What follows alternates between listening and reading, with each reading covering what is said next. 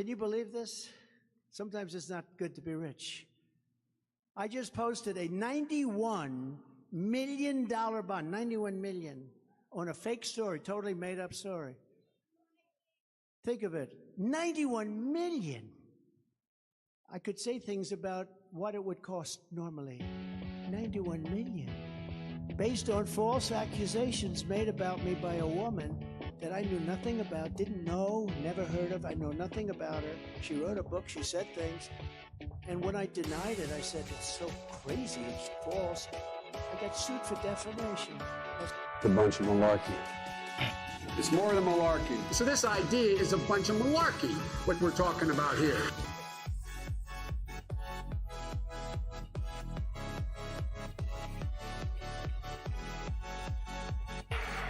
An economy based on wind. I never understood wind. You know, I know windmills very much.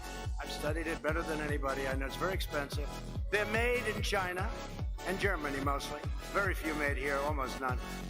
But they're manufactured tremendous, if you're into this, tremendous fumes, gases are spewing into the atmosphere. You know, we have a world, right? So the world is tiny compared to the universe. So tremendous amount of fumes and everything. You talk about the carbon footprint. Fumes are spewing into the air, right? Spewing. Whether it's in China, Germany, it's going into the air, it's our air, their air, everything, right?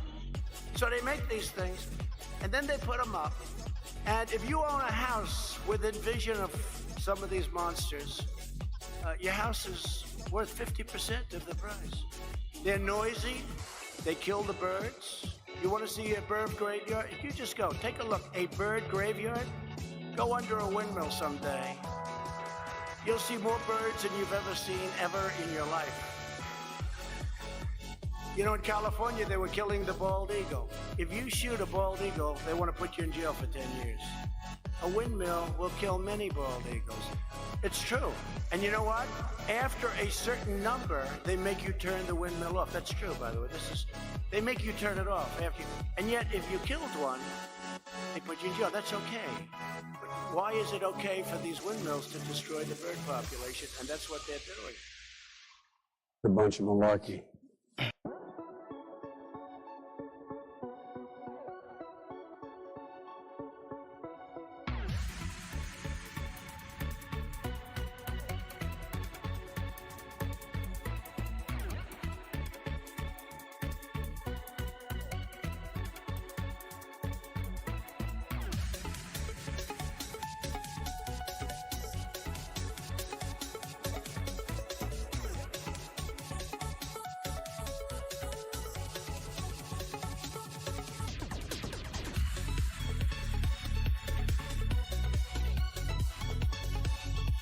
Two nights ago, we all heard Crooked Joe's angry, dark, hate-filled rant of a State of the Union address. Didn't it bring us together? Remember, he said, I'm going to bring the country together. I'm going to bring it together. Shades of color. They're like sort of white, but one's like an orange white. My favorite color, orange.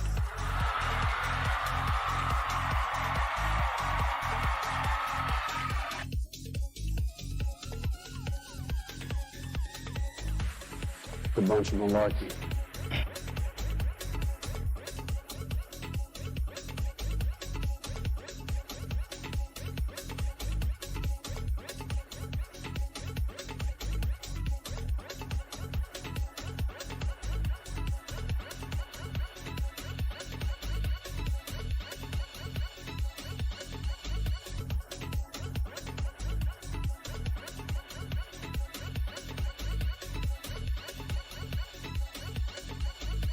I don't even wait. And when you're a star, they let you do it. You can do anything. Grab them by the you can do anything. That's what you said, correct? Well, historically, that's true with stars.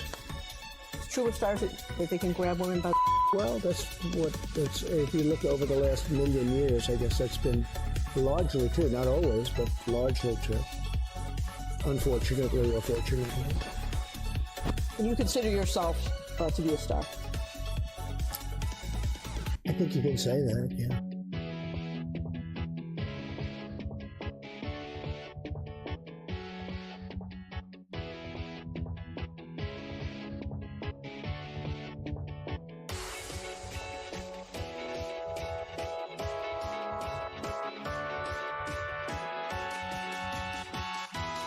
simple. What are we going to do here, folks? I only need 11,000 votes. Fellas, I need 11,000 votes. Give me a break. Why do you keep fighting this thing? It just doesn't make sense. We have to stand by our numbers. We believe our numbers are right. What are we going to do here, folks? I only need 11,000 votes. Fellas.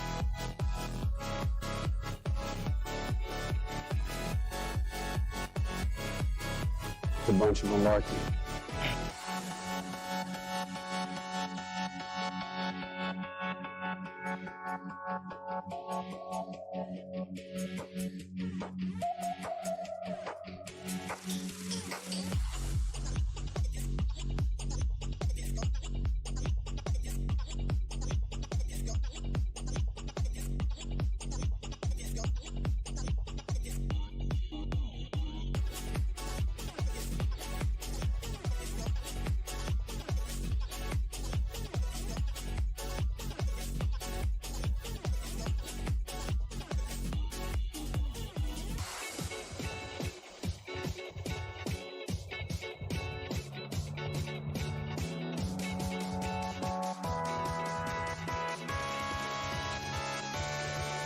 More than malarkey, man.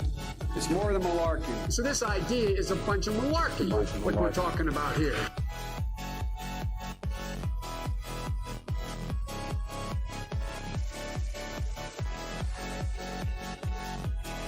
Ladies and gentlemen, the political gamer. What up, everybody? Happy Friday. What up, what up, what up?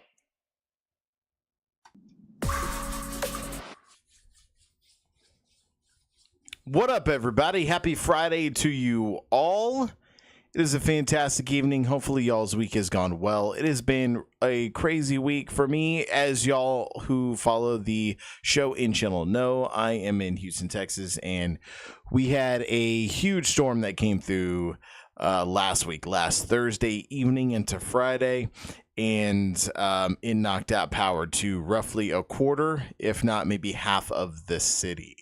And I am a water utility worker, and I had to be out working anywhere from 12 to 16-hour shifts, mainly 16-hour shifts the first couple of days, to 12-hour shifts the following days that led up into the week there. So Monday, Tuesday, I was working 12-hour days, and finally Wednesday we started to get a break.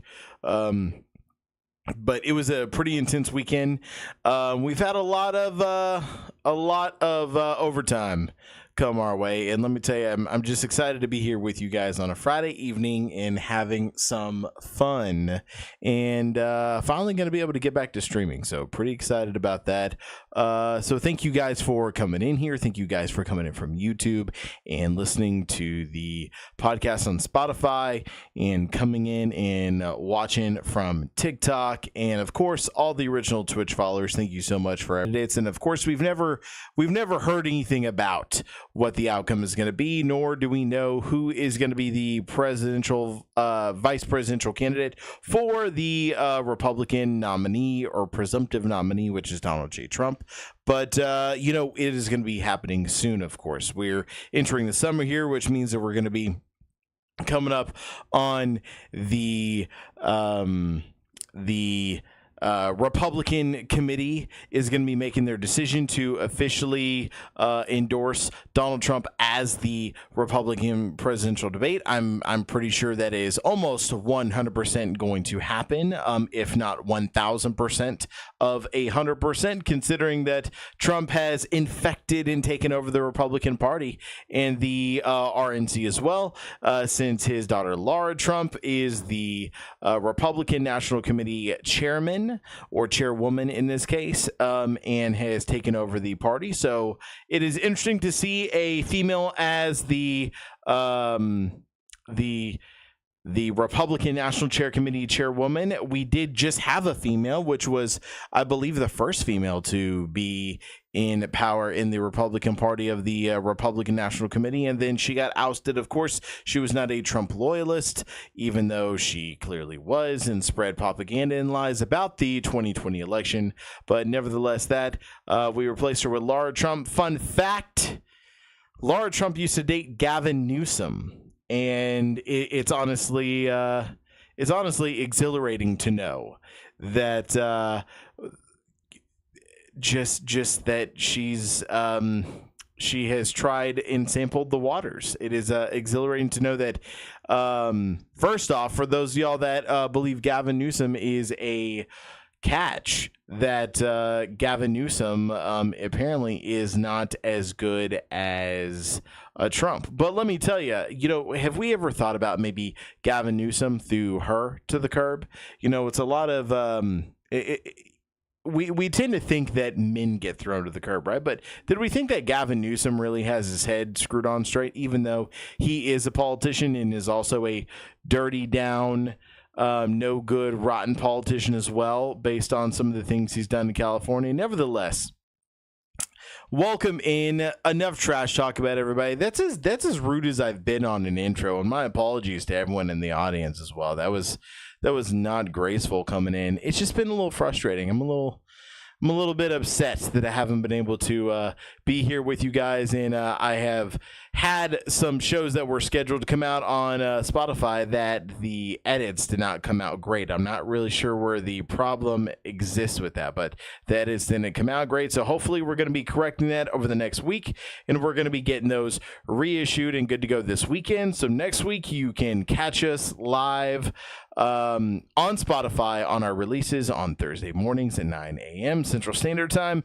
You can catch those episodes if you miss one of the streams, and you can always have that with you in your pocket wherever you go, wherever you get your podcast. So that's one of the things that we're looking to do. Once again, welcome in, everybody. Happy Friday evening to you all. I'm pretty excited to get into some of the topics we have today. We've got a couple of topics.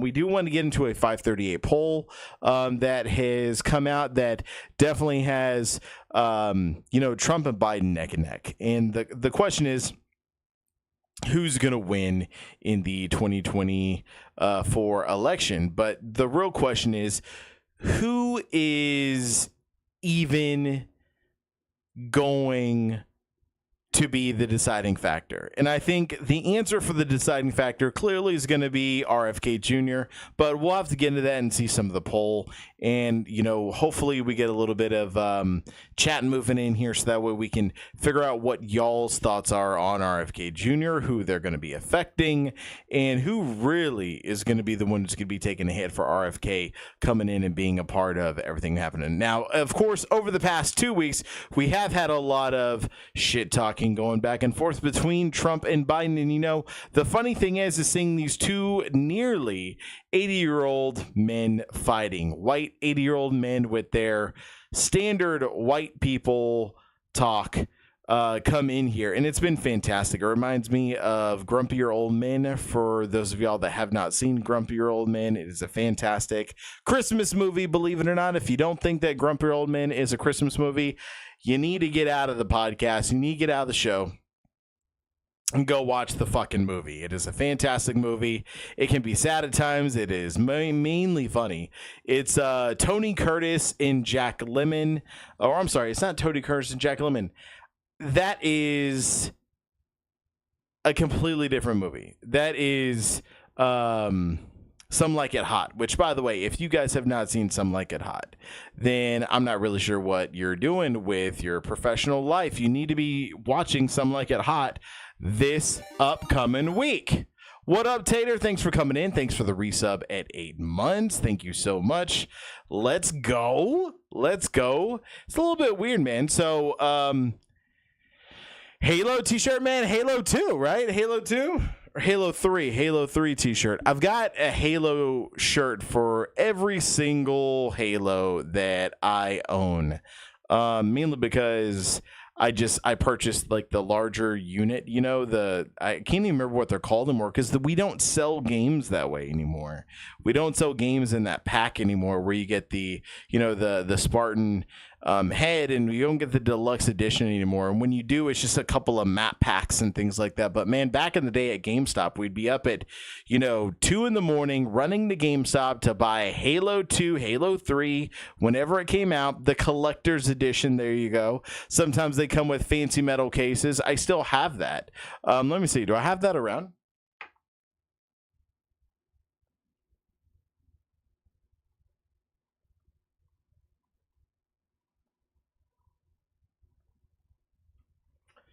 I don't think it's unpacked from the move yet, but I can tell you right now, the metal case for Halo 2, fantastic case, best case ever.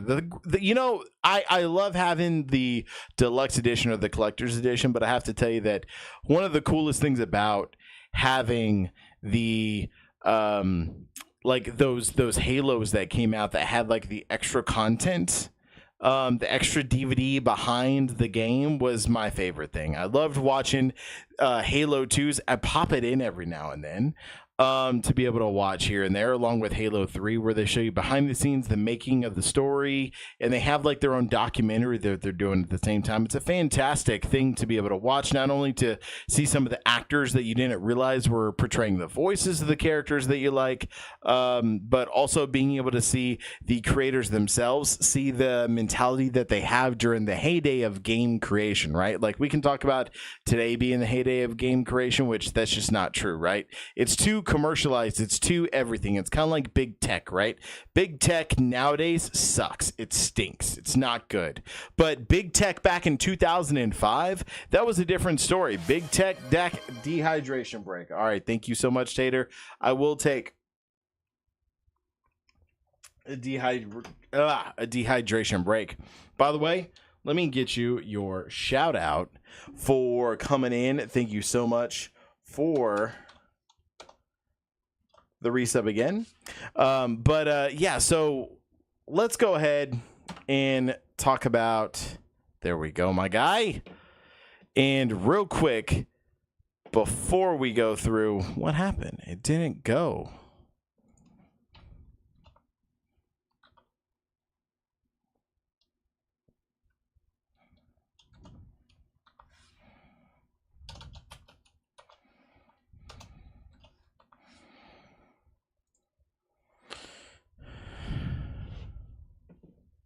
Yeah, this should be it right here. It didn't go. Oh no. Broken stuff. Well, guys, I'll be honest with you. The computer's going back for repairs starting next week. So hopefully we get all this stuff figured out, get moving, and we're good to go. I fully agree. Games are fun now, but the nostalgia and collector perks were so much better back in the day. I mean, it was like an actual thing that you could get, right? So, like, Tater, like, you could actually get the Spartan 117 helmet. You know, you were actually able to get a metal case with some DVD goods. You were able to actually get items that helped you out as a collector of game memorabilia. The coolest thing that I have to say is, you know, like the extra content on there, you get to see like the creators of Halo, the creators of the people who made the game, as they went through what energy drinks were they drinking. Were they drinking Diet Coke? Were they drinking Diet Dr. Pepper? Were they drinking Dr. Pepper? Were they drinking Vault? Were they drinking NOS? You know, different cool things like that was great. Have an store that came with Reach.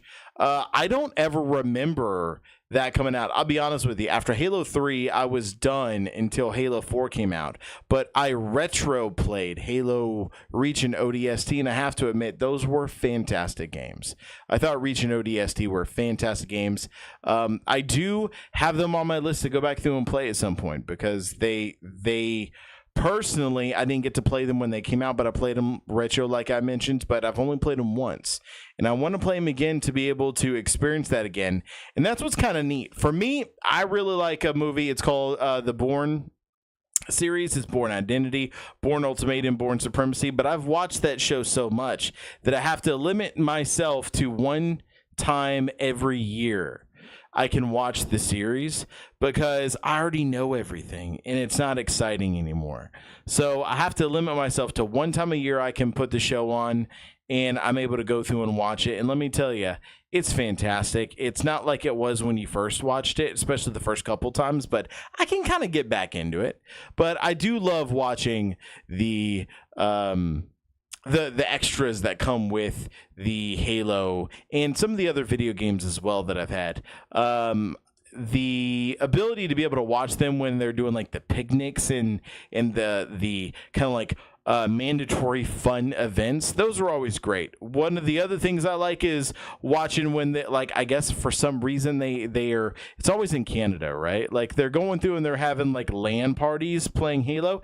Fantastic shit, right? Like who remembers a LAN party? You know, I don't think anyone remembers a LAN party except for you and me, Tater, in chat. Maybe Double. If Double was here, she might remember a LAN party, but LAN parties were the shit, youngins. Let me tell you, if you didn't know or haven't experienced what a LAN party was, you're missing out, and I'm so sorry that you weren't there for it. But when you had to pack up pretty much your entire console, take it to your friend's house, and on 1 or 2 TVs go through and have a LAN party where you hook 2 systems together, I don't know what to tell you. It was one of the most magical moments in time, because remember, we used to have to, play on the same console and you'd have to share the screen, right? So you could cheat, but the LAN party with the original Xbox allowed you to go through and hook up 2 systems via a landline. And you were able to have 2 TVs, so you could have them back to back, so you could have up to 4 players, right? So you could have 8 players total on 1 TV playing this game, this map, Bloody Gorge. You know what I mean? Like that was the map to play, right? Like that was the map for everybody. It's the main map that Red versus Blue is based on. And I tell you what, on this long Memorial Day weekend, I hope myself to be able to watch some Red versus Blue. I own the series and I am going to watch it if I can. I used to have so many LAN parties. Walking in with a whole TV. Oh my goodness. I remember the TVs that used to have like, those cathode tube TVs. For you youngins at home that don't know what cathode tube TVs is, you'll know those box TVs that are heavy, that seem obsolete and ridiculously large.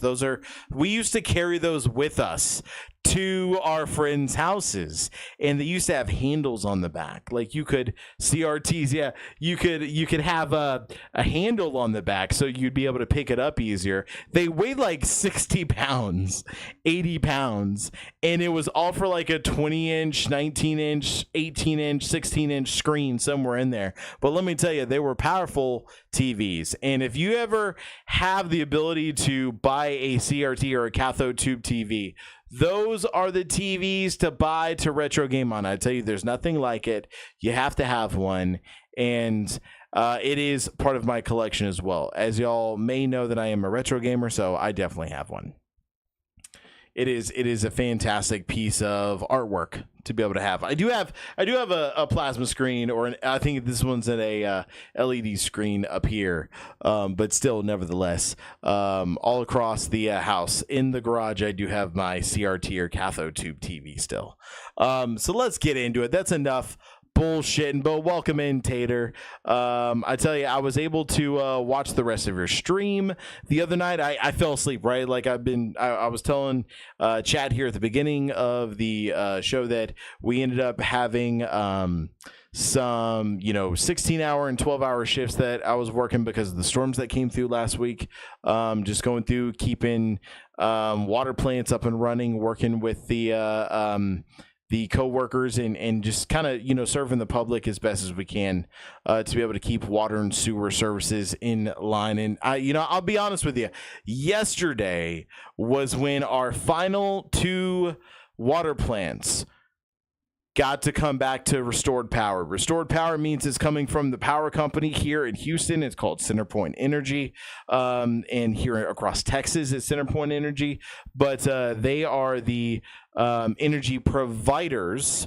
And then you have the actual energy company that will sell you the energy, and they're the middleman. It's a weird market here in Texas, but either way, yesterday we had 2 water plants that had been on emergency generator finally come back online.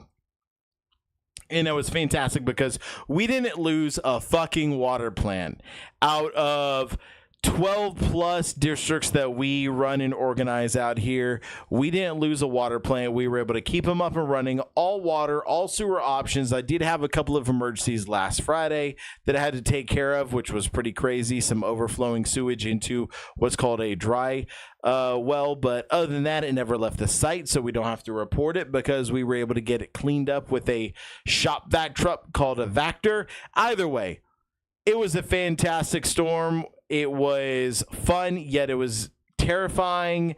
I'm not sure why everyone in Houston thought that they were essential. They were told to stay home, but nevertheless, it took me like 3 hours to cross the city. But either way, that's all done. We are here tonight, and we have politics to talk about.